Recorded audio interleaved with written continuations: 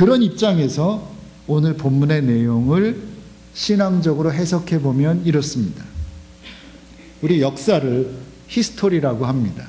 근데 그리스도인들은 이 히스토리 할 때 H를 대문자로 써서 히스토리라고 흔히 부릅니다. 인간의 역사는 그분의 이야기다, 하나님의 이야기다라는 겁니다. 결국 인간의 역사라고 해도 그 역사를 주관하시는 분은 하나님이시라는 우리 그리스도인들의 고백입니다. 넓게 보면 우주를 창조하시고 지금도 운행하시고 다스리고 계신 분이 하나님이시고, 좁혀보면 여기 모인 우리 한 사람 한 사람의 삶에 구체적으로 관여하시며 우리의 삶의 여정을 주장하시고 주관하시는 분이 하나님이시다라는 겁니다. 그러니 역사는 분명히 그분의 이야기인 것입니다. His story가 맞다라는 겁니다. 그런 고백의 연장선상에서 보면 솔로몬이 다윗의 뒤를 이어 왕이 된 것은 나단의 책략이 성공해서가 아니라 그것이 결국 하나님의 뜻이었기에 가능했다라고 해석해야 한다는 것입니다. 덧붙이자면 나단 선지자는 하나님의 그 일에 도구로 사용되었다고 말하는 것이 옳다라는 그것이 저의 생각입니다.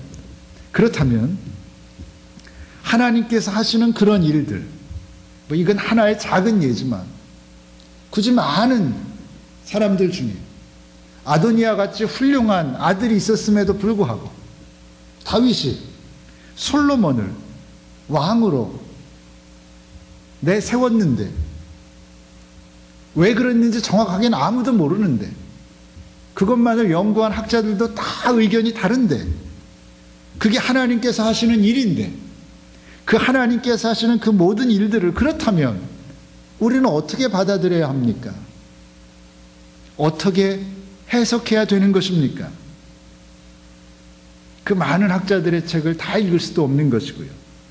성경에서 그에 대한 어떤 실마리를 우리에게 제공해 줍니다. 전도서 3장 한번 찾아보시기 바랍니다. 구약성경 전도서 3장입니다.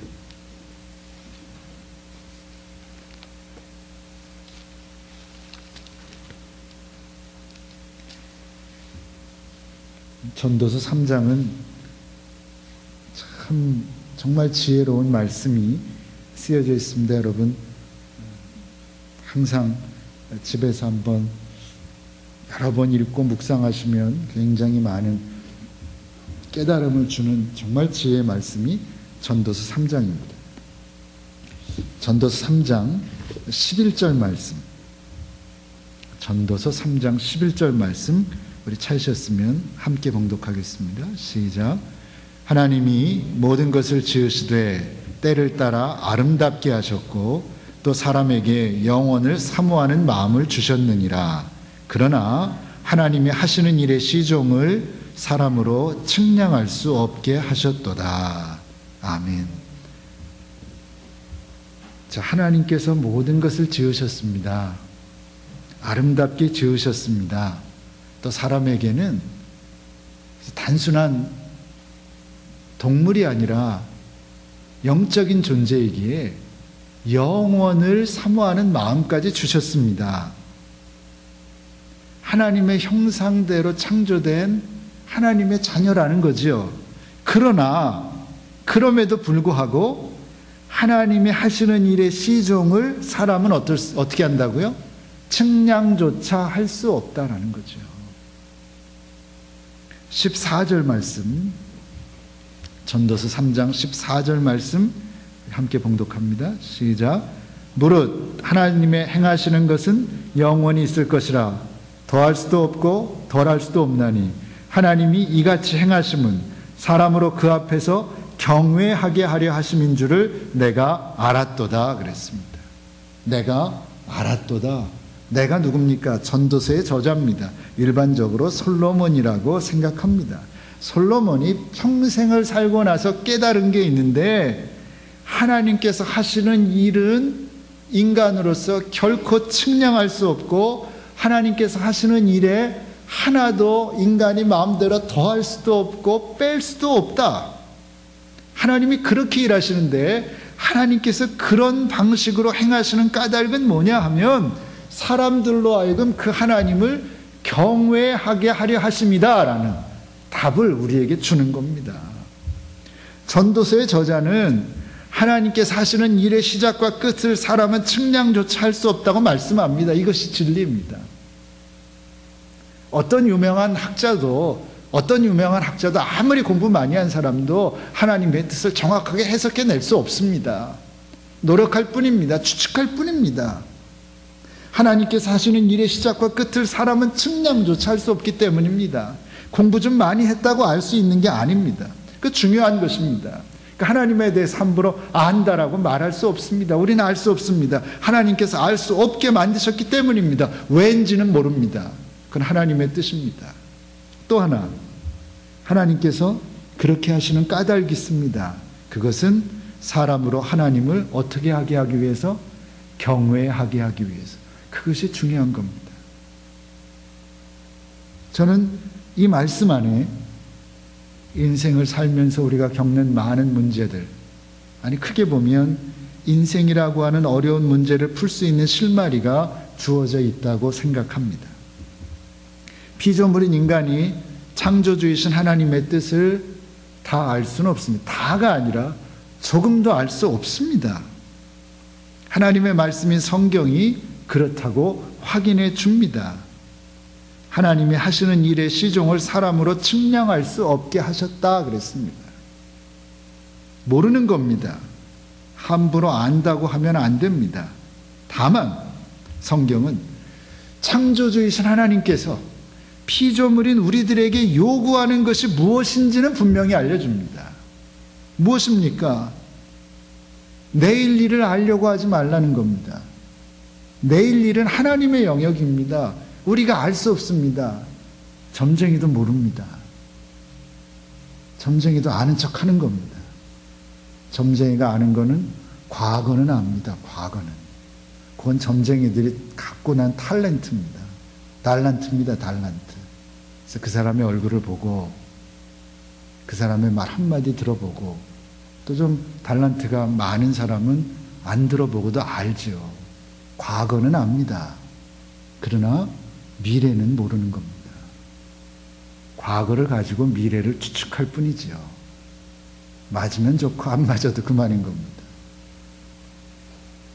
그러니까 미래는, 내일 일은 하나님의 영역입니다. 사람들에게 알려주지 않습니다. 또 무엇입니까? 알 수 없는 내일을 염려하지 말라는 겁니다. 그리고 가장 중요한 것은 오늘 하나님을 경외하는 삶을 살아라. 그거면 된다라는 거죠. 하나님을 경외하는 삶을 살라는 것입니다. 그것이 우리를 향하신 하나님의 뜻입니다. 잠언 1장 7절에서도 여호와를 경외하는 것이 지식의 근본이거늘 미련한 자는 지혜와 훈계를 멸시한다. 이렇게 하나님께서 말씀하셨음에도 불구하고 미련한 사람들은 그걸 무시하는데 너희들은 정말 그렇게 미련한 사람으로 살지 말고 정말 여호와 하나님을 경외하고 살아라. 그게 너희의 삶의 가장 기본이 되는 것이다 라고 알려주는 겁니다. 여호와 하나님을 경외하라. 경외한다는 것이 무엇입니까? 두려워하라는 겁니다. 두려움입니다. 영어로 번역하면 그야말로 fear입니다. 두려워하는 겁니다. 하나님을 경외한다는 말은 하나님을 두려워한다라는 겁니다. 하나님을, 그러니까 우리가 오늘 해야 할 일은 오늘 하루하루를 하나님을 두려워하면서 살아가라는 겁니다. 두려워한다는 표현이 좀 우리에게 선뜻 와닿지 않으면 의미는 유사하지만 조금 부드러운 말로 바꾸어 볼 수 있습니다. 잠언 3장 6절에서는 이렇게 말씀했습니다. 너는 범사의 그를 인정하라. 그리하면 너의 길을 지도하시리라. 비슷한 의미를 가진다고 생각합니다. 너는 범사의 그를 인정하라는 것입니다. 하나님이 내 인생의 주인이시며 내 인생은 하나님의 섭리 안에 있다는 사실을 어떻게 하라고요? 인정하라는 겁니다. 세속적인 표현으로 하면 내가 아무리 발버둥 쳐도 나는 하나님의 손 안에 있을 수밖에 없고 하나님의 손 안에서 살고 있음을 인정하고 두렵고 떨리는 마음으로 하나님께서 허락하신 인생길을 그저 하루하루 하나님을 경외하며 살아가라는 것입니다. 막 뛰어넘어서 남들보다 빠르게 달려가려 하지 말고 두렵고 떨림으로 언제까지 허락하셨는지는 모르지만 내게 주어진 인생길을 그저 한 걸음씩 한 걸음씩만 따라 걸으라는 것입니다. 하나님의 시선을 의식하며 하나님이 나를 바라보고 있다는 사실을 예민하게 의식하며 조심스럽게 걸어가라는 겁니다. 함부로 걷지 말고 조심스럽게 걸어가라는 겁니다. 그것이 하나님을 경외하는 삶이고 하나님을 인정하는 삶인 것입니다. 그것이 우리에게 허락된, 아니 우리에게 주어진 우리의 몫인 것입니다. 하나님을 경외하는 것입니다. 두려워하는 것입니다. 사도 바울은 로마서 11장에서 이렇게 고백했습니다. 만물이 주에게서 나오고 주로 말미암아서 있고 주에게로 돌아갑니다. 영광이 그에게 세세에 있을 것입니다. 이렇게 고백합니다. 만물이 주님에게서부터 나왔고 주님으로 말미암아서 존재하고 결국은 주님께로 돌아가는 겁니다. 그러니 영광은 하나님께만 돌려야 하는 것입니다. 라는 고백입니다. 정말 그렇습니다. 만물이, 이 세상의 모든 것들이 하나님으로부터 나고 하나님으로부터 말미암아서 존재하고 결국에는 하나님께로 돌아가는 것입니다. 그것이 인생입니다. 그런 인생의 본질을 분명히 깨달아서 더 늦기 전에 깨닫고 받아들여서 범사에 하나님을 인정하고 범사에 하나님을 경외하는, 하나님의 시선을 예민하게 느끼고 하나님을 두려워하고 그 하나님 앞에서 하나님이 원하시는 길을 걸어가는 그 삶을 살아내는 저와 여러분들 되시기를 바랍니다. 기도하겠습니다. 하나님이 하시는 일의 시종을 우리는 측량조차 할 수 없습니다. 내가 어떤 존재인지 깨달을 수 있는 저희들 되게 하여 주시옵소서.